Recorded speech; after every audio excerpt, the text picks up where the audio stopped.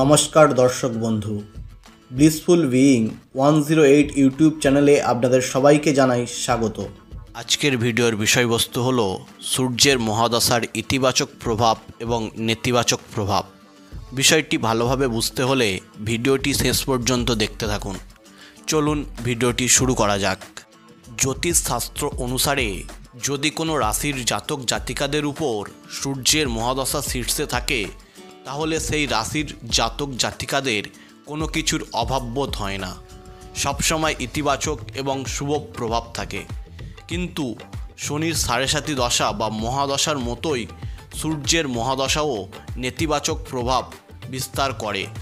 জ্যোতিষশাস্ত্র মতে রাহু ও শনি হলো সব গ্রহদের মধ্যে অশুভ গ্রহ।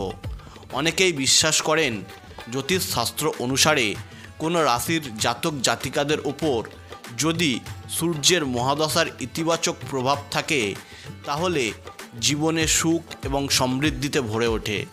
কিন্তু যদি কোনো রাশির জাতক জাতিকাদের উপর সূর্যের মহাদশার নেতিবাচক প্রভাব বিস্তার করে, তাহলে সেই ব্যক্তির জীবনে নেমে আসে সমস্যার ঝড়।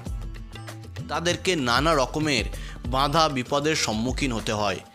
নেগেটিভ শক্তি সেই ব্যক্তির জীবন ছারকার করে দিতে পারে। জ্যোতিষশাস্ত্র মতে শনির 7.5 দশা 1.5 বৎসর ধরে চলতে থাকে, আর উল্টো দিকে সূর্যের মহাদশা স্থায়ী হয় 6 বৎসর। এত বৎসর ধরে সূর্যের মহাদশা চলার কারণে ব্যক্তির জীবনে নেমে আসে অন্ধকার। জ্যোতিষশাস্ত্র অনুসারে সূর্যকে সিংহ রাশির অধিপতি বলে মনে করা হয়। সূর্য রাশি মেষ রাশিতে উচ্চ এবং তুলা রাশিতে নিম্ন অবস্থায় অবস্থান করে, যার কারণে ব্যক্তির কর্মজীবনে অনেক ধরনের সুবিধা পেয়ে থাকেন। শুধু তাই নয়, সূর্য রাশির অধিপতি হওয়ার কারণে ব্যবসাতে লাভ এবং সমাজে সম্মান বৃদ্ধি পায়। আমরা প্রথমে জেনে নেব সূর্যের মহাদশার ইতিবাচক প্রভাব সম্পর্কে। যদি কোনো ব্যক্তির কুণ্ডলিতে সূর্যের অবস্থান শুভ হয়, তাহলে সেই ব্যক্তির জীবনের প্রত্যেকটি ক্ষেত্রে সাফল্য অর্জন করবেন বলে মনে করা হয়। এই পরিস্থিতিতে উক্ত ব্যক্তির সব ইচ্ছাও পূরণ হতে থাকে। এই পরিস্থিতিতে উক্ত ব্যক্তির দীর্ঘ জীবনের অমীমাংসিত কাজও সম্পূর্ণ হতে পারে। এমনকি অনেক দিন ধরে আটকে থাকা কাজও সম্পূর্ণ করে নিতে পারেন তিনি।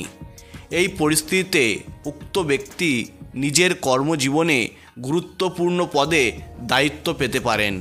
জ্যোতিষশাস্ত্র মতে সমস্ত বিষয় সূর্যের মহাদশার ইতিবাচক প্রভাব বলে মনে করা হয়। এবার জেনে নেওয়া যাক সূর্যের মহাদশার নেতিবাচক প্রভাব সম্পর্কে।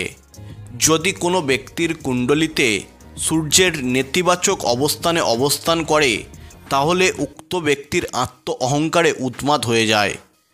বাংলায় প্রচলিত কথা আছে, তখন উক্ত ব্যক্তি ধরাকে স্বরাজ্ঞান মনে করেন।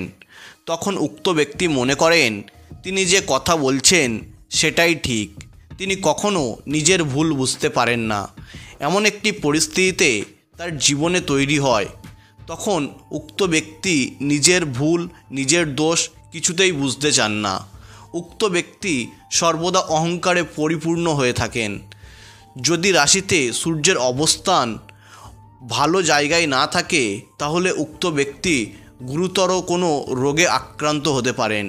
উক্ত ব্যক্তি হৃৎপিণ্ড এবং চোখ সংক্রান্ত কোনো বড় সমস্যায় পড়তে পারেন। সূর্যের মহাদশার নেতিবাচক প্রভাবের ফলে উক্ত ব্যক্তির পরিবারের সদস্যদের সাথে খারাপ সম্পর্ক শুরু হতে থাকে। সবথেকে বেশি খারাপ সম্পর্ক তৈরি হয় বাবার সাথে। এই সমস্ত কিছু হলো সূর্যের মহাদশার নেতিবাচক প্রভাব। এই ছিল আজকের বিষয়বস্তু। যদি ভিডিওটি ভালো লেগে থাকে, তাহলে ভিডিওতে লাইক, শেয়ার, কমেন্ট করবেন এবং আমাদের চ্যানেলটি সাবস্ক্রাইব করবেন এবং পাশে থাকা বেল আইকনটিতে ক্লিক করে নোটিফিকেশানটি অল করে দেবেন। যদি হিন্দু ধর্মকে আপনি মন থেকে ভালোবেসে থাকেন, তাহলে কমেন্টে হরে কৃষ্ণ অবশ্যই লিখবেন। ধন্যবাদ।